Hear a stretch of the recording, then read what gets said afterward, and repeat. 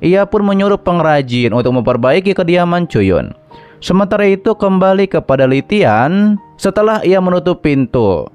Tiba-tiba saja ia pun diserang oleh seseorang yang memiliki luka wajah yang banyak. Orang itu pun langsung mencekik Li Tian. Ia pun mengatakan semoga saja Li Tian bisa menceritakan sesuatu yang menarik kepada dirinya.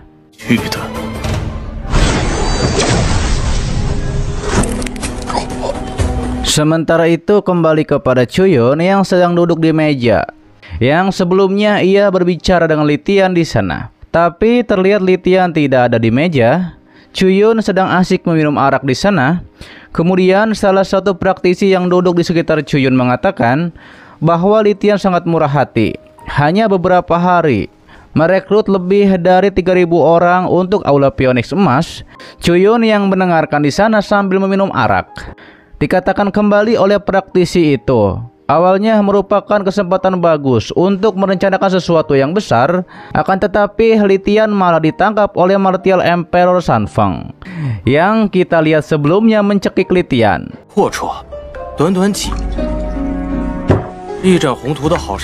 Cuyun yang mendengar itu bergumam sebagai awal berdirinya Aula Phoenix Emas. Ternyata mengalami peristiwa besar seperti ini. Praktisi tersebut kembali menyampaikan Li Tian menawarkan 4.000 angin emas. Bahkan Martial Emperor sulit untuk tidak cemburu. Temannya pun berkata, sudah 3 hari berlalu, sekarang apa yang harus mereka lakukan? Temannya pun menjawab, mari kita tunggu dan lihat beberapa hari lagi, berharap kita melawan Martial Emperor San Feng dan juga menyelamatkan Li Tian. Tapi itu pasti tidak mungkin.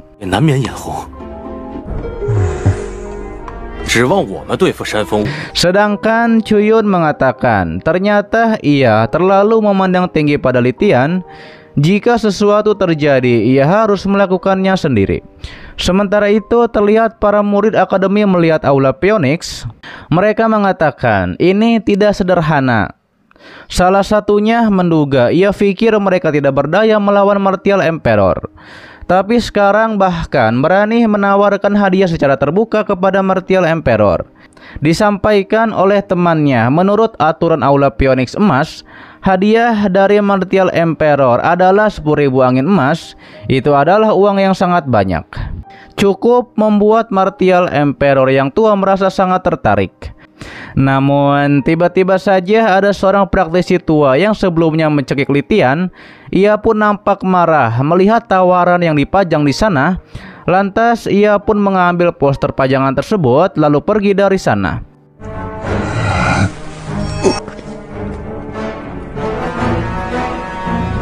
Ternyata ia pergi ke suatu rumah yang di sana sudah ada Martial Emperor Tianfeng.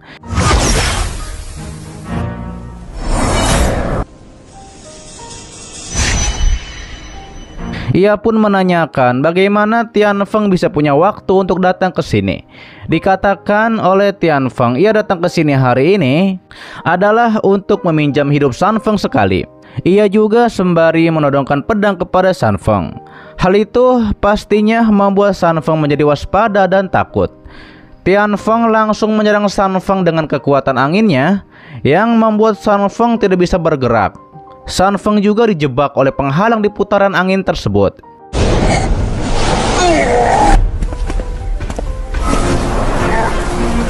Terlihat San Feng mengatakan ia ingin masalah ini dibicarakan dengan baik-baik. Namun Tianfeng tidak peduli. Ia pun langsung menebas San Feng hingga menjadi tepar dan juga meninggoy.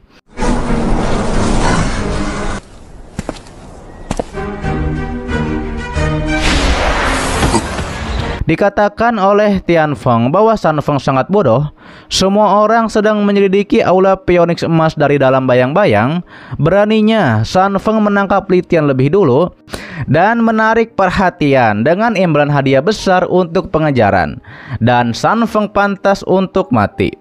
Terlihat Li Tian ada di balik pohon dan melihat kejadian tersebut.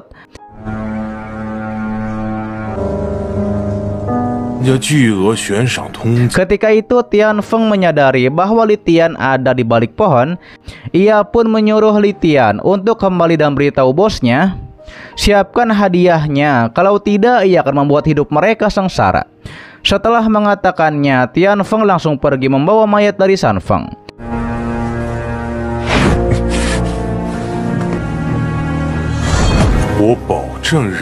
Kemudian Li Tian langsung melaporkan kejadian tersebut kepada Chuyun.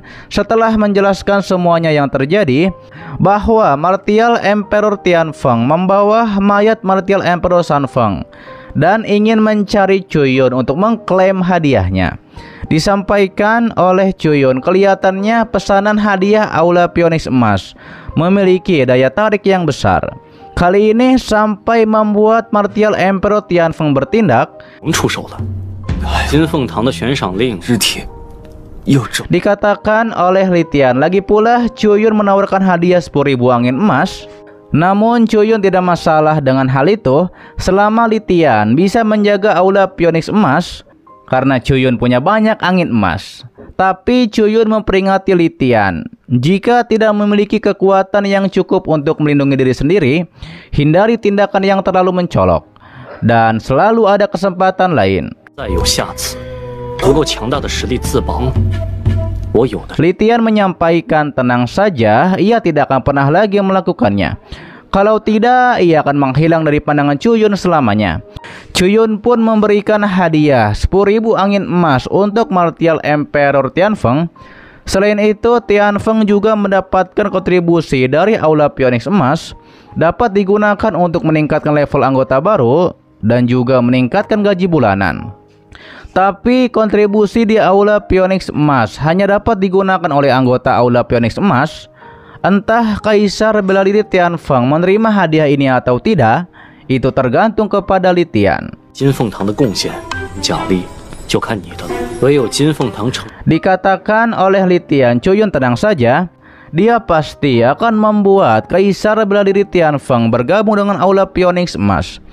Tidak hanya itu, mulai sekarang ia akan merekrut lebih banyak anggota Kaisar Bela Diri.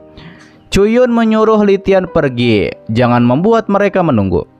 Setelah hal itu, Chuyun kembali berkultivasi di altar dengan bola emasnya.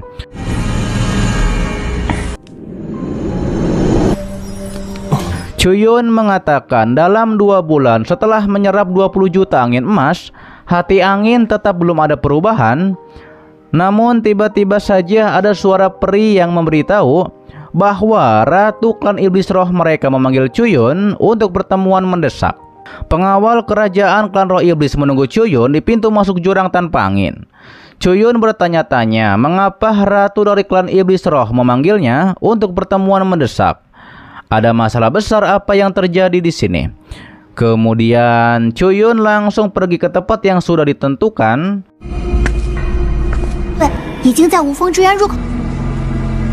Setelah melihat pengawal Ratu Klan Iblis Roh, Chuyun pun menjadi terkejut. Prajurit dari Ratu adalah Kaisar Serangga Abyssal dengan ranah Kaisar Bela Diri. Kemegahan Ratu Klan Iblis Roh ini cukup besar.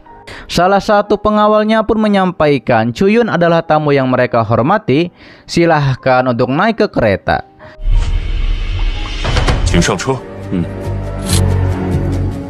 Chuyun pun langsung naik ke kereta sesuai yang diinstruksikan. Kemudian mereka pun langsung berangkat menuju tempat pertemuan yang sudah ditentukan oleh Ratu Klan Iblis Roh.